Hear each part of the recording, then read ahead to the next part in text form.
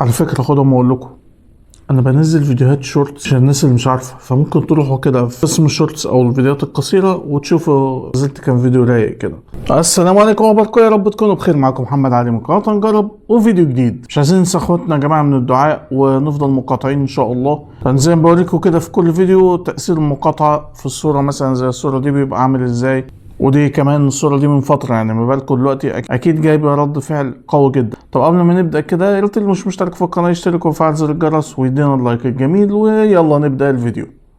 زي ما احنا عارفين المطاعم بيبقى فيها درجات، فيها حاجة بتبقى هاي ليفل قوي كده، يعني زي مطعم الشيف براك والجدل اللي حصل حواليه الفترة اللي فاتت، ومطاعم تانية بتبقى عالية شوية، ومطاعم تانية بتبقى في المتناول وشعبية وكده يعني. طبعا بتبقى في فروق في الجودة، فروق في الكواليتي، الحاجات المستخدمة، الاسم او البراند نفسه اللي بيبقى ليه تمن برضه، فكل الحاجات دي بتفرق. لكن المنتج النهائي تقريبا بيبقى واحد، اقصد واحد يعني مثلا نفس الطبق هو بيتقدم هنا في كل المطاعم دي، او على اختلاف درجاتها، بس طبعا باختلاف السعر بتاعها. ومطعم بتاع النهارده حاجتين خلونا اجيبه. اول حاجه ان انا عايز اجرب قصه ان لو جبنا نفس المنتجات بس المطاعم مش براندات بتبقى السعر بتاعها اقل، فعايز اشوف هل الجوده او الطعم او كل العوامل دي بتتاثر بالسعر ولا لا، او بتتاثر بالبراند ولا لا. تاني حاجه خلتني اجيب المطعم ده العروض اللي عاملها، عامل عروض تقريبا باسعار 2010 مثلا، حاجه كده يعني. فخلينا كده نبدا مع بعض ونشوف. مطعمنا النهارده هو اسمه مطعم ماستر شاورما، وده مكانه في شارع فيصل، وانا جبت من عنده 3 عروض، فيهم عرضين فته وساندوتش، بس فيهم عرض فته شاورما وعرض فته كريسبي او ستريبس. اما العرض التاني فهو 4 سندوتشات. فخلونا نبدا بعرض ال4 سندوتشات. العرض ده اسمه عرض الابطال، سعره 125 جنيه، وهو 4 سندوتشات سوري. ادي واحد، وادي سندوتش، 3، 4، ومعرفش هو جايب ده ايه ده، وادي تومية. بس كده عبارة عن سندوتش شاورما لحمة وشاورما فراخ وكريسبي وبطاطس سوري. طبعا كده احنا بنتكلم السندوتش تقريبا 32 جنيه 31 جنيه، حاجة يعني اسعار غريبة. بس طبعا لما جه السندوتش عرفت هو طبعا حجم وسط، بس كحجم وسعر انا اشتريت. تعال نشوف بقى الطعم.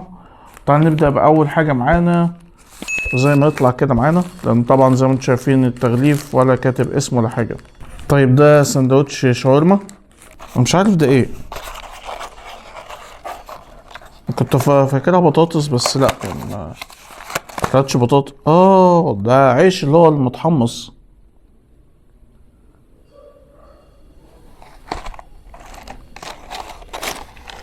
ندوق. لا ده عيش متحمص بس، حتى ما فيهوش توابل.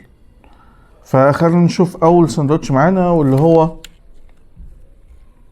الشاورما اللحمه، وتقريبا ده يعني الحجم الوسط، ده حجم السندوتش. بس السندوتش ساقع، مش دافي حتى، لا ساقع. هو الاوردر جالي تقريبا في ساعة، هو قال هيجي في ساعة وجيت فعلا في ساعة. تعال ندوق كده. ريحة حلوة، بسم الله.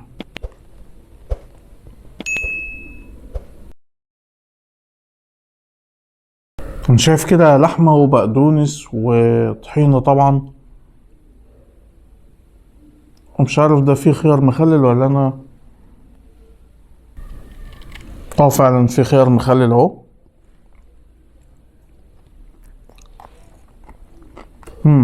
هو الخيار اللي مديله مزازة. والله يعني لو حسبنا السندوتش ده ب30 جنيه تمام زي الفل. الطعم معقول، والسندوتش الحشو بتاعه كويس قوي، يعني مش وحش او مش فاضي قوي يعني. تعال نشوف السندوتش التاني اللي معانا. بس طبعا لو كان سخن كان هيبقى في حتة تاني، اكيد كان هيفرق في التجربة. تعال نشوف تاني سندوتش معانا ايه. انا شايف كاتشب كده متدلدق من السندوتش يعني ده ممكن يكون البطاطس. لا ده الكريسبي. تمام تعال ندوق كده.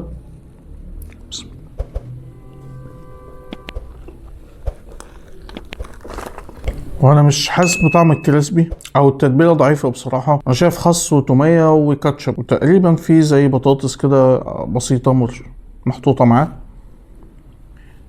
بس حته السندوتش الساقع يعني منكده على التجربه. بس لا بصراحه سندوتش الكريسبي ضعيف قوي، تعالوا نشوف السندوتش اللي بعده. كده فاضل معانا سندوتش بطاطس وسندوتش شاورما الفراخ. ده سندوتش الشاورما الفراخ، ده حجمه برضو. انا اعتقد ان ده يعني الرغيف اللي هو الصاج او العيش الصاج ومقسوم نصين.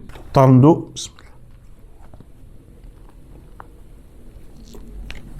بصوا السندوتش شبه فاضي ويا دوب حسيت بطعم التوميه مع لحسه الفراخ اللي محطوطه او لحسه شاورما الفراخ، بس لما دوقت شاورما الفراخ لوحدها لقيتها حلوه. وعلى فكره في المنيو بتاعه لما شفت المنيو لقيت ان سندوتش الشاورما الفراخ عنده ب 70 جنيه. طبعا ما فيش الرقم ده دلوقتي، مطاعم التانية 80 90 وفي مطاعم ب 100 كمان. طيب تعال نشوف اخر سندوتش واللي هو البطاطس معانا، برضو نفس الحجم. تعال ندوق. بسم الله. لا سندوتش بطاطس مش احسن حاجه خالص. يعني سندوتش بطاطس معلهاش اي توابل خالص ولا حتى ملح وفلفل، وعليها توميه وكاتشب بس كده. طب تعال نشوف التوميه لوحدها طعمها عامل ازاي. ناخد كده بالعيش بتاعهم وندوق. التوميه بتاعتهم حلوه كريمي كده وطعم الثوم ظهر شويه فيها، فدي حاجه كويسه. يعني الشاورمات عندهم كويس كلحمه وكفراخ كويسين، لكن السندوتشات هي اللي محتاجه شويه اهتمام. كسندوتش بقى تعمل لي سندوتش وما يبقاش ساقع، ده ساقع مش اللي هو مش دافي حتى من الطريق وكده، لا ساقع. طب تعال نشوف العرضين التانيين اللي معانا. طيب العرضين التانيين اللي هم عرضين الفته في الكيس ده.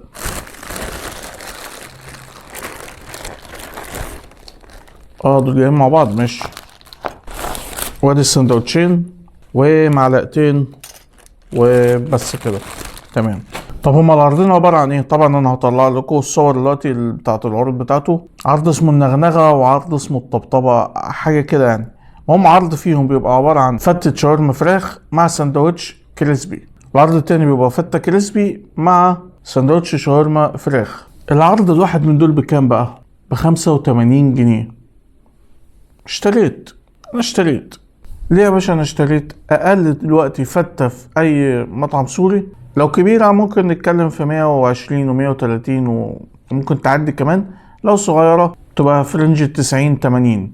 لكن هنا مديك اي نعم السندوتش زي اللي شفناه من شوية ومع العلبة دي ب85 جنيه، فلا يعني هتبقى كمشبعة، فهي اكيد وجبة مشبعة جدا. وانا متهيألي ان حجم الفتة دي هي الحجم الوسط طبعا مش الكبير يعني. فطبعا احنا جربنا السندوتشين الشاورما الفراخ والكريسبي فمش هنجربهم. انا جايب العرضين دول عشان نشوف الفتة عنده.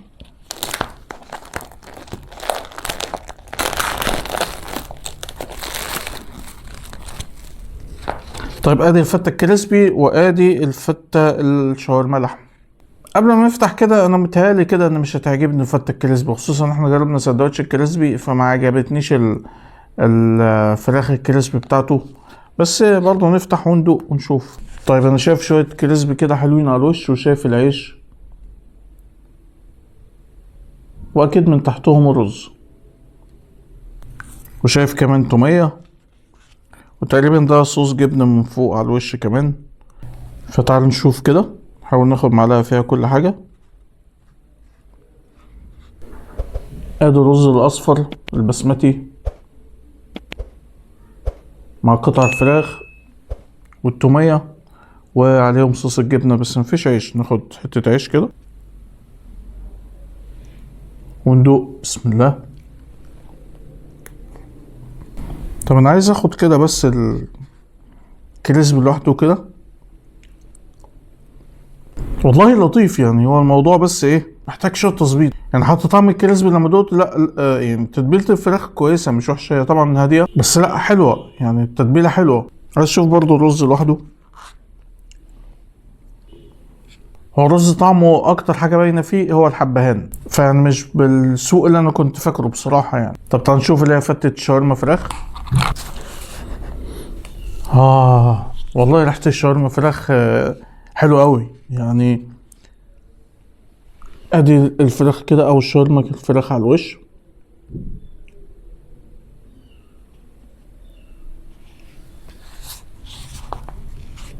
فرصة ان انا ادوقها كده لوحدها. والله حلوة مش وحشة، يعني فيها مزازة شوية كده، وطعم التتبيلة بتاعتها حلو قوي. فتعال نشوف كده المعلقة الكاملة هتبقى عاملة ازاي. ناخد كده شاورما مع رز مع العيش. بسم الله. طيب هو انا زي ما كنت متوقع ان انا فتة شاورما الفراخ هي اللي هتعجبني اكتر من فتة شاورما الكريسبي. هو يمكن الشاورما الفراخ عايزة بس يبقى، او الفتة نفسها يبقى عايز يبقى عليها تومية اكتر، بس الفتة الشاورما فراخ حلو قوي. طب خلوني بقى كده الخص لكم الفيديو. طيب هو المطعم بصراحة يعني زي ما قلت لكم، في بيبقى كل مطعم بيقدم نفس الحاجة، في منه درجات، في من اعلى درجة لغاية يعني مش هنقول اقل درجة، بس هنقول يعني ايه اللي هو على قد الايد زي ما بيقولوا. فيعني انت اسعارك كويسة، عندك الشاورمات عنده حلوة أوي، الشاورما اللحمة أو الشاورما الفراخ، بس محتاج شوية تركات كده بسيطة هي اللي يعني هتفرق ما بين انت مطعم حلو ومطعم وحش. أولا الأكل ساقع، فدي مشكلة يعني كبيرة جدا، وحلها بسيط جدا، يعني مش مكلف خالص، فدي تركة توقع. والفتات عنده حلوة، فأنا لو رجعت عندهم تاني هاكل ايه؟ هاكل عندهم الشاورما اللحمة والشاورما الفراخ. اعتقد اي حاجه هتبقى فيها الشاورمات هتبقى حلوه، سواء فته او ماريه او كده. بس كده، ده كان فيديو النهارده. رجعنا كده لفيديوهات المطاعم، كده بقالنا كتير تقريبا ما عملناش فيديوهات مطاعم، ودي برضه من نوعيه الفيديوهات اللي انت بتحبوها. فلو عجبكم الفيديو ما تنساش من اللايك والشير والاشتراك في القناه وتفعيل زر الجرس عشان يوصلكوا كل الفيديوهات اللي جايه. واللي بيتفرج عليا من فيسبوك ما تنساش برضه من لايك ومتابعه الصفحه، واكونت انستجرام هتلاقوه في صندوق الوصف، ممكن تتابعوني عليه، بتنزل حاجات مش بتنزل على اليوتيوب. واشوفكم فيديوهات تانية كتير. شكرا لكم، سلام.